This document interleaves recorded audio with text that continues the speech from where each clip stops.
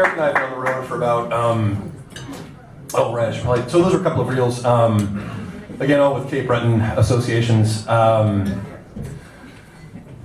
Laddie, Johnny Ladd, and the last one's a Scott Skinner tune called Blink Bonnie.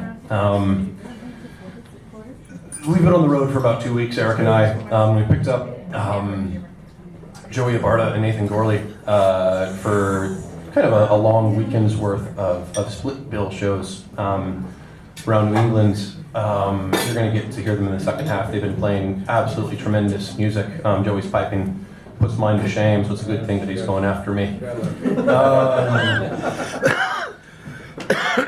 It's by the look and sound of us all. After just kind of a week, 2 weeks in my case, just a few days in Joey and Nathan's, we all look like we've been on tour for about 6 years. Just everyone has some sort of terrible cold or infection or. Thanks for coming, everyone. So we have all this to offer you. Just men sort of grunting into microphones, and there are bagpipes. So you're really in for a real good night of entertainment. But no, thanks so much. Thanks so much. Y'all are a lovely audience to play for. So to punish you, I'm going to try and err on the pipes. And first, I'll probably tune them. I'll do that first, and then I'll talk about the air, maybe. All right. How do you tune the pipes? Tell us about it. Pray, mostly. Well, while he's tuning, I'll just give a quick description since someone asked. Pipes, the chanter is static. You can't really tune it unless you open it up and change things around. So what you have is Will in particular has 4 drums, and they each have a live rhythm. You can sort of adjust those individually. So the goal is to just match those up with the chanter so that you don't hear something really uncomfortable the entire time he's playing. Thank you.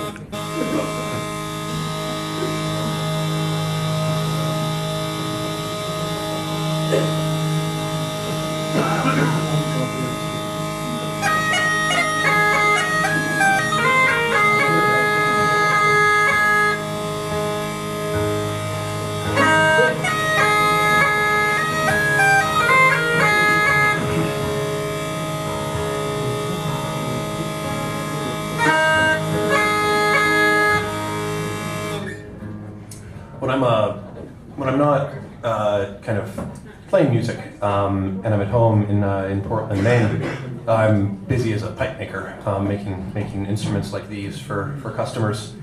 This is a set I made myself back in late 2015, and I'm sort of still playing in. So to answer your question, how you tune the pipes, mostly I just sort of look at them and then think about things that I should have done when I was making the set. And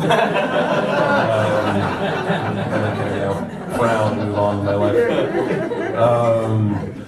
But they're sounding good enough to try and err on, or at least I think so. So I'll play an old one.